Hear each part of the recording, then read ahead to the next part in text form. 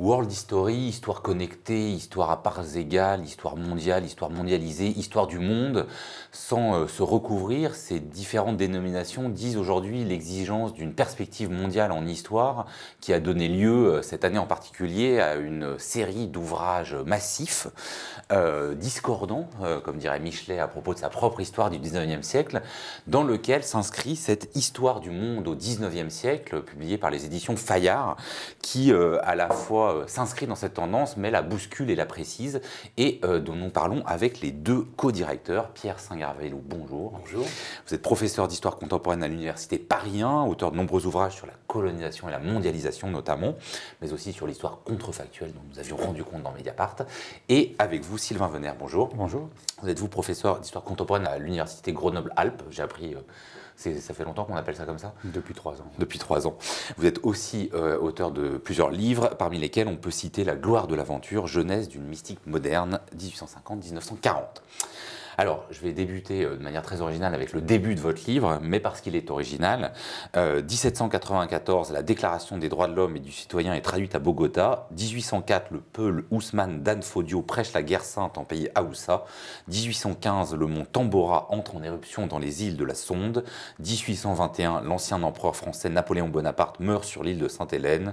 1828, après 6 ans de captivité, John Rutherford accoste à Bristol la peau couverte de signes maoris. Je m'arrête là, hein, ça continue en fait la liste, mais c'est ainsi que commence donc l'ouvrage que vous co-dirigez avec une liste de dates et d'événements, certains connus, certains beaucoup moins, certains ici, beaucoup ailleurs. En quoi votre histoire du monde au 19e siècle, elle est et elle peut être autre chose qu'un inventaire à la Prévert, avant Prévert? Une question particulièrement perverse. Ça n'est pas du tout un inventaire à Prévert. Et ce début est une sorte de faux début, en quelque sorte, puisque ce qu'on prétend montrer par cette chronologie, c'est que à la fois elle est séduisante, puisqu'effectivement on voit des événements, il y a un choc d'événements, de continents, de thématiques historiographiques qui a l'air plaisant, et en même temps, évidemment, elle ne veut rien dire. Et ce qu'on interroge ensuite, c'est la capacité que peut avoir le détour par l'échelle du monde pour produire, sinon une connaissance neuve, il ne faut pas exagérer non plus, mais une forme d'intelligibilité de l'histoire nouvelle qui, et ça ce sera l'objectif de la deuxième partie du livre, qui peut à nouveau rentrer dans les cadres de la chronologie, mais d'une chronologie cette fois-ci moins fantaisiste. Alors, avant d'interroger la chronologie et pour rester un peu sur cette notion que permet la perspective mondiale, Sylvain Venère parle donc de l'échelle mondiale. Vous avez dans l'introduction une phrase qui est un peu une phrase de défi, hein, le monde ne doit pas effrayer par sa taille. En même temps, il y a quelques raisons quand même d'effrayer par sa taille. En quoi c'est une échelle pertinente et pas effrayante? Alors, c'est une échelle pertinente dans la mesure où elle est nécessaire. En fait, elle est nécessaire pour tous les historiens, les chercheurs, mais aussi les concitoyens qui s'intéressent à l'histoire, parce qu'au fond, toutes les formes d'histoire ne sont que des fragments. L'histoire locale, l'histoire régionale, l'histoire nationale, et tous ces fragments d'histoire doivent être implicitement ou explicitement, c'est ce à quoi invite ce livre, resitués dans un récit plus global, dans un récit mondial, parce que seul ce récit mondial donne sens à ces fragments d'histoire locale, nationale, régionale. C'est d'où la nécessité, en fait, de connaître cette histoire du monde. Mais alors, notre propos n'est pas seulement d'adopter le monde comme échelle, mais également de considérer le monde comme une expérience, c'est-à-dire d'étudier par le bas les expériences qu'ont pu avoir les hommes et les femmes du 19e siècle, les expériences du monde, leur rapport au monde, leur rapport social à cette nouvelle mondialité, voire à la mondialisation. C'est quoi la différence entre une histoire du monde et une histoire mondiale, s'il y en a une? Alors, est-ce qu'il y a une différence? C'est une bonne question. L'histoire du monde prend évidemment le monde comme objet, hein, c'est-à-dire c'est l'histoire du monde dans sa globalité. Et la différence, par exemple, entre notre histoire mondiale, notre histoire du monde, pardonnez-moi, au 19e siècle et l'histoire mondiale de la France, c'est que l'histoire... On peut faire une histoire mondiale de n'importe quel objet. On peut faire une histoire mondiale du tatouage, une histoire mondiale de la ville de Bordeaux, une histoire mondiale de la France, de la Chine, de l'Inde, etc. Donc évidemment, il y a une grande différence entre les deux. Là, le monde est notre objet, hein, alors que l'histoire mondiale, c'est une approche qui peut s'appliquer à n'importe quel objet. Alors on va rentrer dans des détails, mais je continue un peu sur le projet, hein, parce qu'il est quand même d'ampleur. Vous écrivez dans l'introduction que vous avez préféré la mosaïque au tableau. En même temps, alors comment on choisit les morceaux de la mosaïque qui la composent, même si après l'idée c'est sans doute que ça dessine quand même quelque chose comme un tableau. Autrement dit, quel est le sens que vous avez voulu donner à ce parcours? Pour nuancer un tout petit peu ce que dit Pierre, on est d'accord, il s'agit justement pas de produire un récit. L'échelle du monde ne nous intéresse pas en tant qu'elle va permettre de produire un récit sur le monde, mais qu'elle est un détour qui nous permet de comprendre à la fois le monde comme objet, exactement ce que vient de dire Pierre, mais également des tas d'autres échelles de l'histoire. Une ambition qui serait démesurée et qui nous enverrait droit dans le mur, je ne parle pas des auteurs de ce livre, je parle de la totalité des historiens que cette question intéresse, ce serait de substituer le récit national qui a été tellement critiqué à un récit mondial au motif que ce serait la nouvelle échelle et la seule échelle d'intelligibilité de l'histoire. Ça, là, on aurait tort. Alors, ça, je pense que c'est une première raison d'ordre philosophique, en quelque sorte. Produire un récit sur l'histoire du monde, c'est sans doute une impasse méthodologique. Et puis de toute façon, il ne faut pas non plus s'abuser. Il est un peu tôt dans l'historiographie pour espérer produire une sorte de synthèse gigantesque sur l'histoire du monde, parce que les travaux empiriques font défaut. Ce qu'on nous disons également dans ce livre-là. Ce livre-là doit être considéré, c'est pour ça qu'on dit le monde ne doit pas effrayer par sa taille aujourd'hui, parce qu'on pourrait justement penser aujourd'hui qu'il est beaucoup trop tôt pour s'attaquer à cette échelle-là. En fait, non, il faut d'abord faire cet effort de saisie globale pour mieux ensuite pouvoir produire les travaux empiriques qui viendront dans une logique qui ne doit pas être complètement positiviste, mais enfin qui est la logique des chercheurs, essayer de savoir où manquent des informations. Il y a quand même plein de lieux du monde et plein de thématiques historiographiques sur lesquelles manquent des informations. Et pour en venir au troisième terme de cette histoire du monde au XIXe siècle, c'est-à-dire 19e siècle, est-ce qu'on peut faire l'histoire du monde à n'importe quel siècle et de la même façon au Xe, au XVe, au XXe ou au XIXe? Alors le XIXe siècle a une particularité, c'est que c'est le premier siècle à se dénommer ainsi. C'est-à-dire qu'une partie des élites mondiales, notamment les élites européennes et américaines, ont bien conscience de vivre au XIXe siècle. C'est une nouveauté, c'est l'effet de la Révolution française notamment qui suscite un nouveau rapport au temps et qui fait que c'est le premier siècle à apporter un numéro au moment même où les gens vivent cette expérience. Donc ce XIXe siècle, il a cette particularité d'avoir conscience de lui-même, contrairement au XVe siècle étudié par Patrick Boucheron, qui est évidemment une pure invention.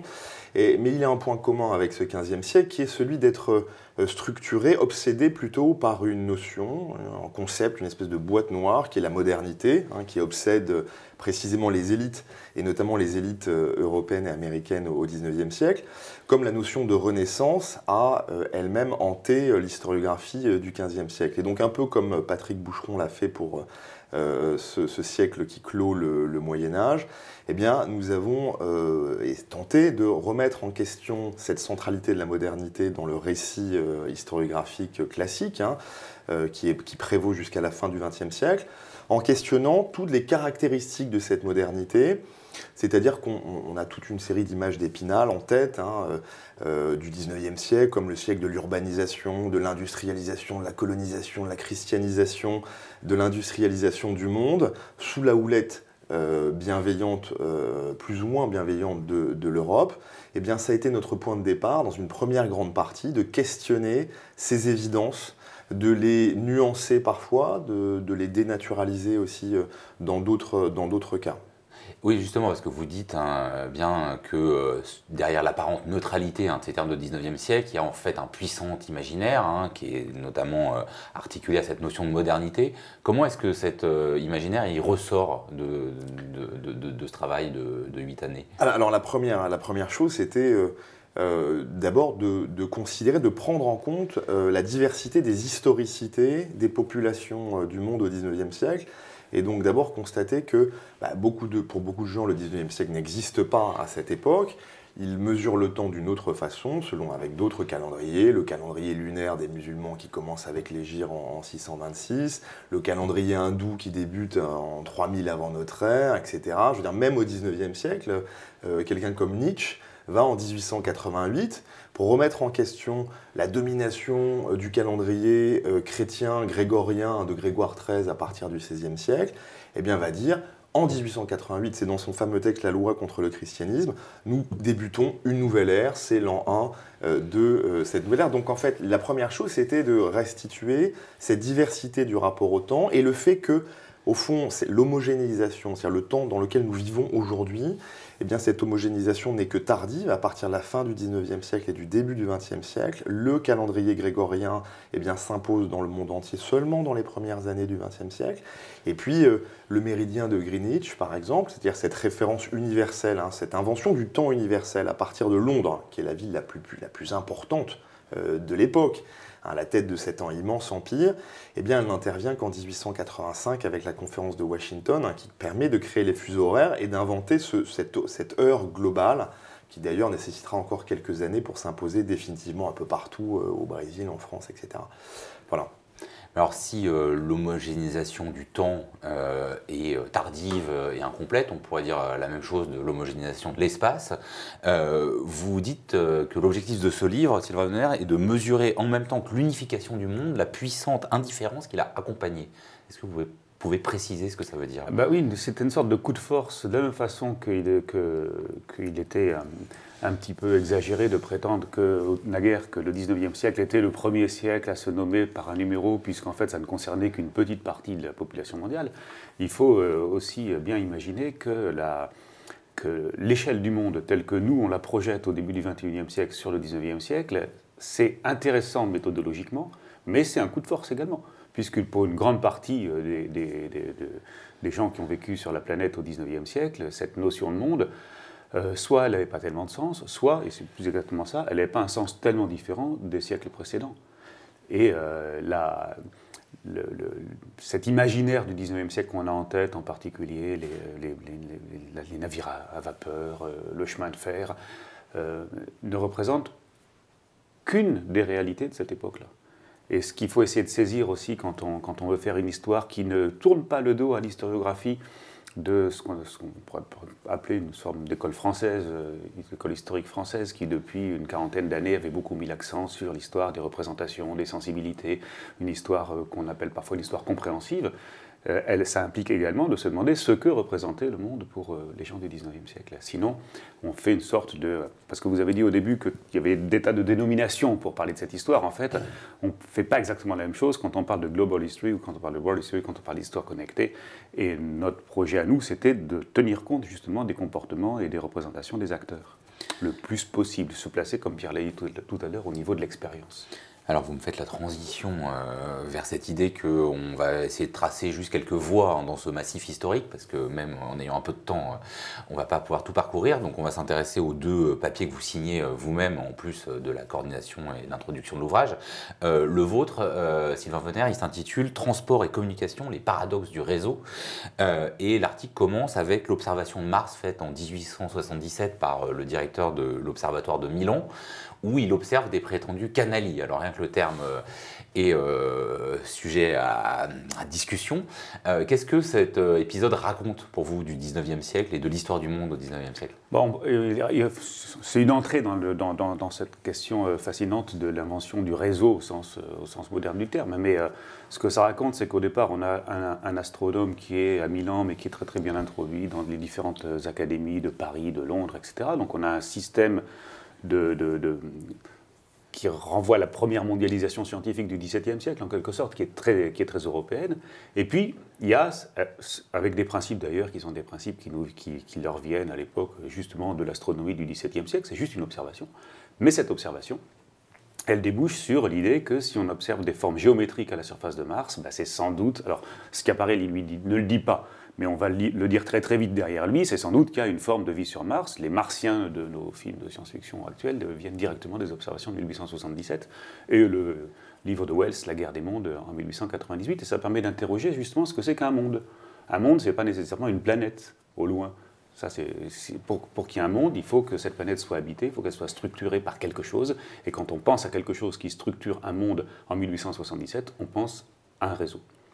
Parce que ça fait, depuis le début du 19e siècle, que se met en place, dans la cartographie, quelque chose qui ressemble à quelque chose de neuf, les lignes de chemin de fer, les lignes maritimes, une forme de maillage, les lignes télégraphiques, une forme de maillage du monde, comme ça, qu'on voit très très bien sur les maps mondes de la fin du 19e siècle, et qui a quelque chose à voir avec cette modernité dont on parle à cette époque-là. Ce sentiment que, alors c'est le lieu commun de la fin du 19e siècle, que le monde a rétréci.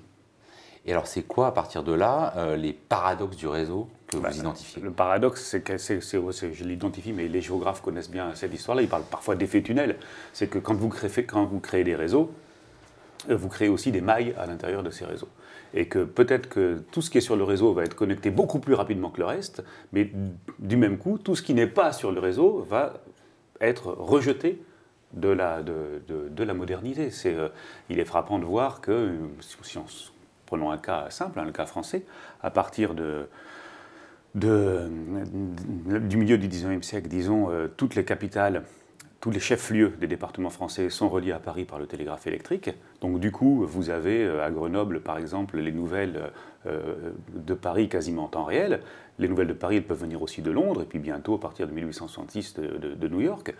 Et à Grenoble, vous aurez cette information-là très vite, alors que l'information qui va venir... Pour aller jusque dans les Alpes, pour reprendre le titre de votre université. Voilà, ou du Queyras, elle va le mettre comme d'habitude, plusieurs jours, voire plusieurs semaines à arriver, et vous allez avoir des vallées comme ça qui vont être complètement déconnectées du monde, beaucoup plus qu'auparavant. Pas plus en soi, mais beaucoup plus relativement. Et cette discordance entre l'imaginaire qu'on peut avoir de la modernité et quand même de l'introduction à de nouvelles techniques, technologies, que ce soit la vapeur ou le chemin de fer, elle est particulièrement sensible au sud du Sahara. Oui, alors c'est-à-dire que par ailleurs, les nouveaux moyens de communication créent des poches vides. C'est-à-dire qu'il est frappant de voir qu'une fois qu'on a des navires à vapeur qui partent de Méditerranée, qui font le tour de l'ouest de l'Afrique pour arriver dans le golfe de Guinée, ça va tellement vite et c'est tellement sûr au bout d'un certain temps qu'on abandonne les routes transsahariennes. Et que le Sahara, qui n'avait jamais été, de toute façon, qui a toujours été un relatif obstacle à la communication, devient un pur désert, à ce moment-là, alimentant d'ailleurs les représentations du désert comme désert de sable, qui n'était pas du tout celle des XVIIe et XVIIIe siècles. Et cette idée qu'on pouvait installer, comme dans l'Afrique médiévale, des villes qui vont au bord du Sahara, comme on installe des villes en bord de mer, parce que précisément on a là un espace qui est un espace de communication, cette idée-là devient complètement absurde au XIXe siècle. Et qu'au moment même, en plus, où on a des technologies de transport modernes, on développe le dos-d'homme. Alors par ailleurs, voilà, ça c'est l'autre aspect étonnant du XIXe siècle, c'est que si vous placez... Il n'y a pas du tout une linéarité du dos-d'homme jusqu'au train et puis au camion. L'âge d'or du portage, c'est l'âge d'or de la colonisation européenne en Afrique, de la même façon que dans l'Asie du Sud-Est, l'invention du pouce-pouce et puis ensuite du cyclopouce, c'est la fin du XIXe siècle. Et ce très très vieux moyen de transport qui est l'homme lui-même, dans certains lieux du monde, il n'a jamais été aussi florissant qu'à la fin du XIXe siècle. Alors en employant le terme de colonisation, c'était pas cadré à l'avance, mais voilà, Sylvain Menner me fait cette transition magnifique vers votre article à vous, qui a un titre, on peut le dire un peu banal, ça s'appelle Colonisation avec un S. Avec un S. Avec un S, justement. J'allais dire qu'en fait, ça avait l'air de banal, mais ça ne l'est pas. Non, mais même, c'est un excellent exemple pour comprendre en quoi la perspective mondiale peut compliquer des récits qu'on croit connaître. Je pense que je ne suis pas le seul à découvrir que le 19e siècle a existé une colonisation non européenne qui a précédé la colonisation européenne. De quoi s'agit-il? Oui, alors je suis parti, disons, d'un point de départ assez simple qui est un des topoi du discours public, du discours colonial européen du 19e siècle, mais qui prévaut encore aujourd'hui, l'idée selon laquelle les Européens auraient eu l'apanage du colonialisme.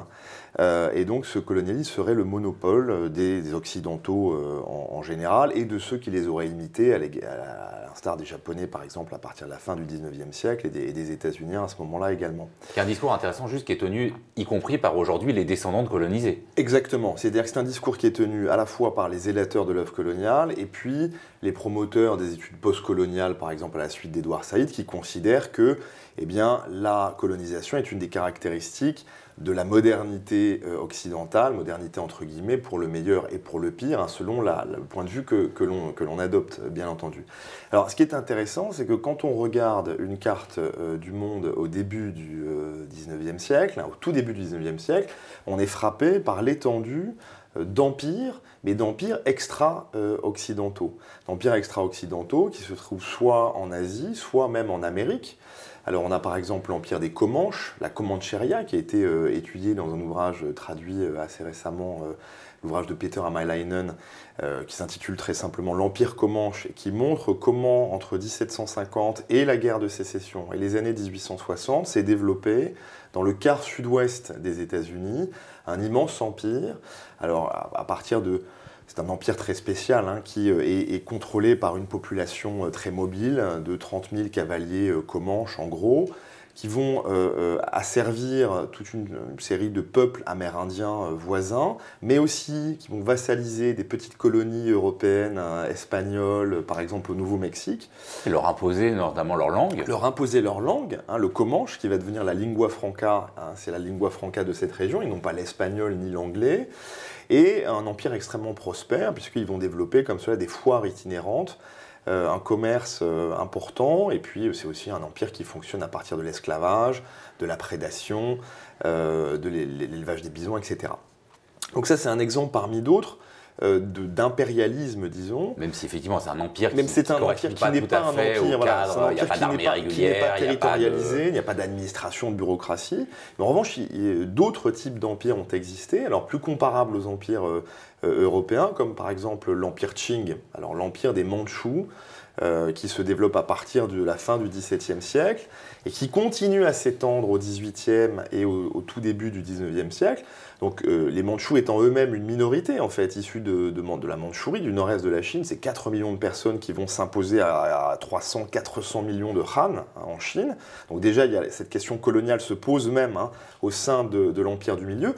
Et puis ces Chinois vont s'étendre plus largement vers le nord, vers l'ouest, vers l'est, c'est-à-dire vers la Mongolie, vers le Xinjiang musulman, vers le sud, évidemment le Tibet et Taïwan, qu'ils vont coloniser en mettant en place un système au XVIIIe siècle de gouvernement indirect, en s'appuyant sur les élites locales, par exemple, en s'appuyant sur le Dalai Lama, auquel l'Empire mandchou délègue ses pouvoirs au Tibet, sur les notables musulmans dans l'ouest actuel de la Chine, etc. Et donc va se développer, au fond, une administration coloniale extrêmement perfectionnée tout au long du XVIIIe et au début du XIXe siècle.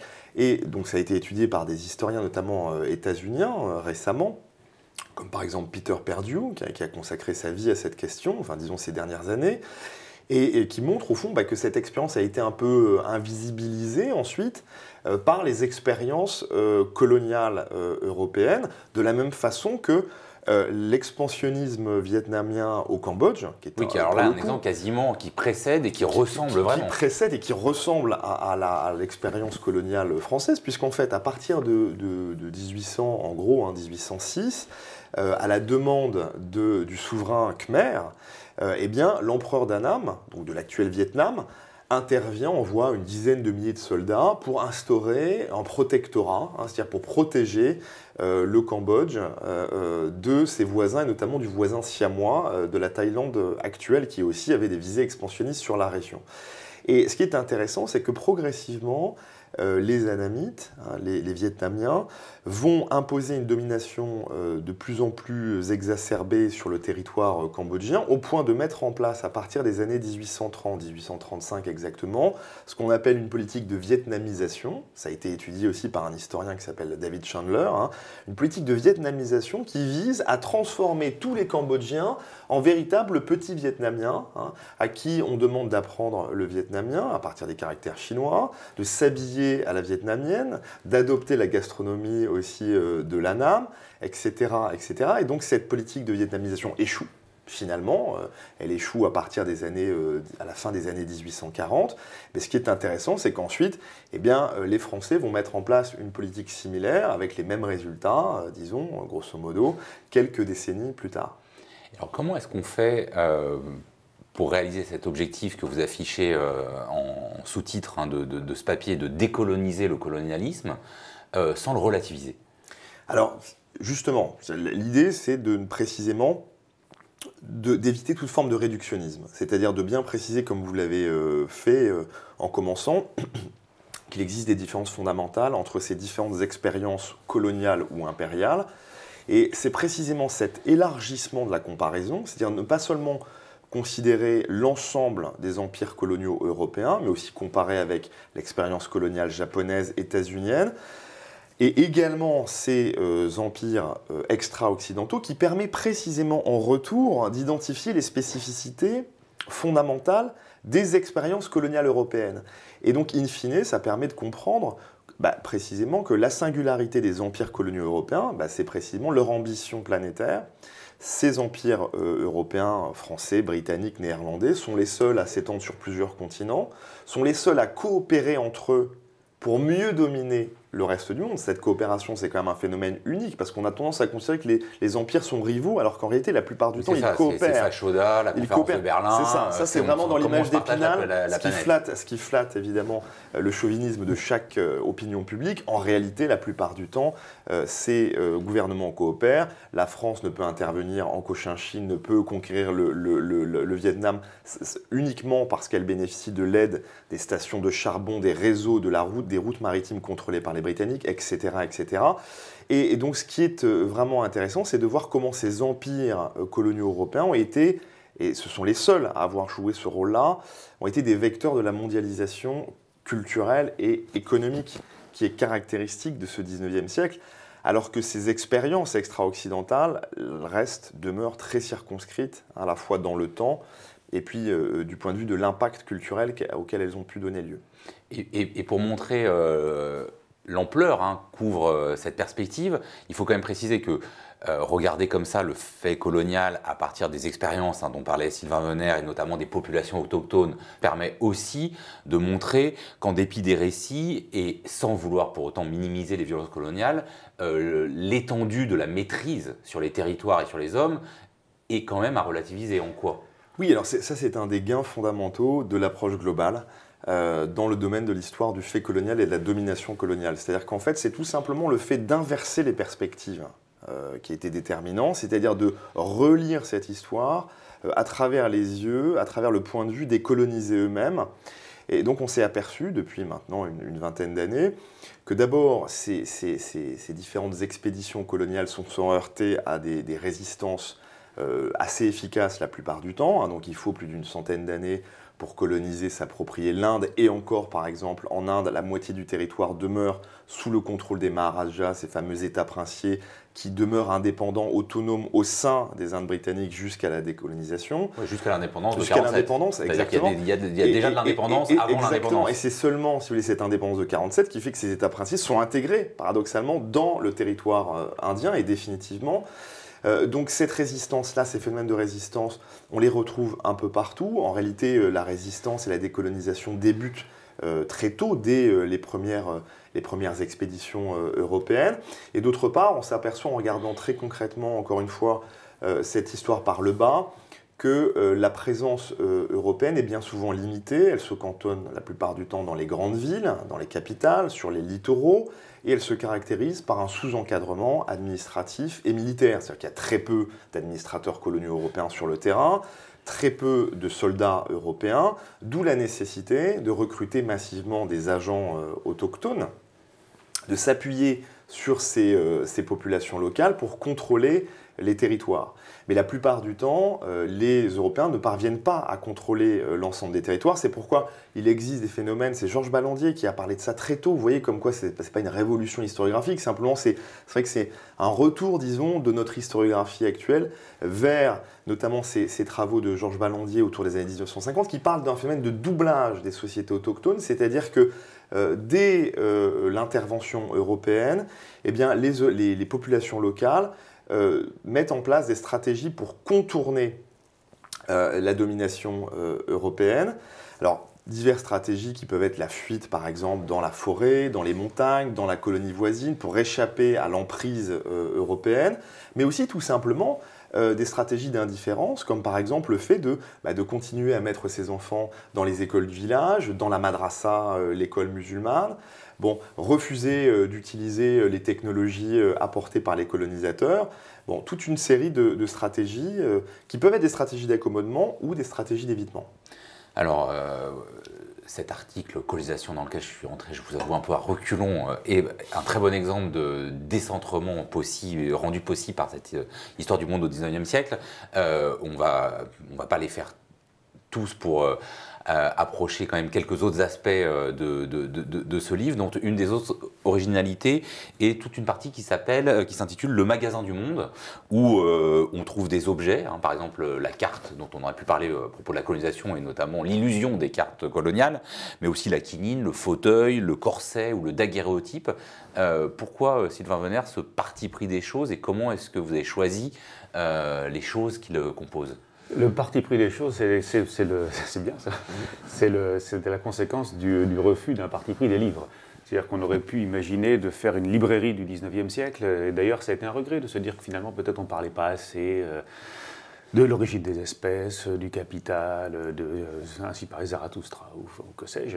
Mais le maître mot ici est un mot horrible, c'est le mot de commensurabilité, qui est au cœur de l'approche globale de l'histoire, puisqu'il s'agit de pouvoir trouver des unités de mesure entre les sociétés. Or, il y a des sociétés sans écriture, il y a des sociétés sans livres, donc si on veut trouver des moyens de faire une histoire qui mette tout ça à plat, le meilleur objet, si je peux dire, c'est l'objet. Avec différents objets, c'est-à-dire qu'on peut imaginer, comme dans le cas de la carte, par exemple, ou du charbon, ou du tatouage, des objets qui circulent à l'échelle du monde. Et analyser ces phénomènes de circulation du point de vue d'une historiographie qui est déjà bien maîtrisée, quelle histoire des circulations, ça nous renseigne sur ce qu'est le monde. Mais on peut aussi justement imaginer qu'il y ait des objets créés au XIXe siècle, caractéristiques même du XIXe siècle, qui prouvent qu'au XIXe siècle, l'échelle du monde n'est qu'une échelle parmi d'autres. L'exemple sans doute le plus approprié à ce que je suis en train de raconter, c'est le fès, la chécha, qui apparaît à la fin du XVIIIe siècle, qui disparaît entre les années 1930 et 1950, et qui, pendant un très long siècle comme ça, est caractéristique de l'espace ottoman, et nous renseigne à la fois sur toute une série d'histoires symboliques du monde ottoman, mais aussi d'une histoire économique et sociale, puisqu'on s'aperçoit très rapidement que ces fès, ils sont produits en Europe, en Italie ou en Autriche, après justement avoir dépossédé un certain nombre d'entreprises tunisiennes, par exemple, de cette capacité à produire une coiffure qui devient par la suite la coiffure symbolique d'une partie des élites ottomanes. Pour arriver directement au dernier papier signé par Christophe Charles, parce qu'il me semble important, on a l'impression quand même qu'après avoir voulu décentrer, vous attacher à des expériences, à une échelle monde dont vous dites bien qu'elle n'est pas du tout contradictoire avec la micro-histoire, au contraire, il restitue une chronologie où il distingue quand même deux 19e siècle. Oui, il n'est pas le seul à le faire, c'est aussi ce que fait Clément Thibault dans un beau chapitre sur l'histoire de la circulation des idées révolutionnaires. On ne parle pas exactement de la même révolution au début du 19e siècle et à la fin du 19e siècle. Et pour répondre à cette question, je reviendrai sur ce qu'on disait au début, c'est-à-dire que notre 19e siècle, c'est une découpe arbitraire du temps. Au même titre que l'histoire du monde au XVe siècle procédait d'une découpe arbitraire du temps. Sauf que nous, on a l'habitude de considérer que le 19e siècle n'est pas une découpe arbitraire du temps, puisque les gens du 19e siècle, les habitants du 19e siècle, une partie d'entre eux en tout cas, utilisaient l'expression. Pour certains objets, il existe incontestablement deux 19e siècles. Pour d'autres objets, au contraire, on peut considérer qu'il y a une sorte d'évolution générale. Moi, par exemple, ce serait indépendamment de ce qu'on a appelé la révolution des transports au milieu du 19e siècle, et je défendrai l'idée que sur la question des transports et des communications, il y a un mouvement général qui commence dans les années 1780 et qui s'achève dans les années 1920. Si on prend l'histoire des migrations, le siècle logique va plutôt commencer dans les années 1830-1840 et s'achever dans les années 1920. Et il faut comprendre ce qu'on explique dans l'introduction, ce 19e siècle de l'histoire du monde au 19e siècle, comme un terrain de jeu, en quelque sorte, ou un terrain de chasse. C'est sur cette plage temporelle qui a déjà beaucoup été analysée par les historiens, et notamment d'ailleurs à l'échelle du monde, parce qu'on a le sentiment que la mondialisation qu'on vit aujourd'hui, en fait, elle naît au 19e siècle, souvent on dit plutôt dans la deuxième moitié du 19e siècle. Nous, on reprend ça à zéro, et du point de vue d'un certain nombre de thématiques du point de vue de l'expérience des acteurs, essayer de se demander ce qu'a été le 19e siècle. En fait, sur cette même question, qui est une question qui obsède les historiens, qu'est-ce qui fait époque? Qu'est-ce qui fait époque? Une époque, on le sait, c'est une plage de temps à laquelle on reconnaît une certaine cohérence interne. C'est vrai, mais une cohérence à partir de quel point de vue? Alors, cette époque, elle a eu d'une certaine manière un nom, parfois, c'était l'époque victorienne. J'aimerais qu'on termine peut-être cet entretien en évoquant non pas une date, non pas un objet, mais cette figure que vous invoquez vous-même dans votre introduction, de la reine Victoria, ancêtre de la reine d'Angleterre aujourd'hui, qui a aussi le goût de l'ailleurs, mais plutôt des paradis fiscaux, on découvre ça. Mais c'est différemment parce que en quoi à la fois la reine et l'image, évidemment, appuyée sur l'Empire britannique, vous semble raconter quelque chose de à la fois sensible et global de ce monde au XIXe siècle. Disons que d'abord, Victoria règne sur le plus grand empire du monde entre le milieu du 19e et le tout début du 20e siècle, jusqu'en 1902. Donc elle a un rôle politique fondamental. Son nom même emplit le monde entier, puisqu'elle va donner son nom à des lacs, des bâtiments, des villes, des noms de régions dans le monde entier. Hein. Des fleuves, des chutes, etc. Donc on a reproduit dans le livre aussi des statuettes Yoruba, c'est-à-dire des statuettes de l'ouest de l'Afrique, qui reproduisent la figure de Victoria à la fin du XIXe siècle, au moment d'un des jubilés de la reine, et qui montrent bien comment les populations, enfin une partie des populations africaines, en l'occurrence les élites de Sierra Leone, les femmes sierra-léonaises, se sont appropriées cette figure de Victoria pour en faire, disons, voilà, un élément de décor de leur intérieur. Hein, et donc c'est pas seulement des statuettes pour riches touristes britanniques. Justement, c'était la première hypothèse formulée par les historiens qui ont découvert ces statuettes, et puis on s'est rendu compte que non, justement, les touristes n'étaient pas du tout intéressés par l'achat de ces statuettes qui étaient pour eux simplement... Ils voulaient des vraies statuettes Yoruba, exactement. Et donc cette figure de la reine, elle est intéressante parce qu'elle exprime aussi toute l'ambiguïté de cette domination européenne sur le monde au XIXe siècle, notamment à travers quelque chose qui peut paraître anecdotique, mais sa relation passionnée avec Abdul Karim. Un film a été tiré de cette histoire, et donc toute la fin de sa vie, elle a entretenu une relation très amicale, amoureuse, peut-être non charnelle, mais en tous les cas intense, avec un serviteur indien, musulman de confession, qui s'appelle Abdul Karim, qui est devenu très rapidement un conseiller extrêmement proche dont elle ne pouvait pas se passer, avec qui elle a échangé des milliers, enfin des centaines de lettres enflammées.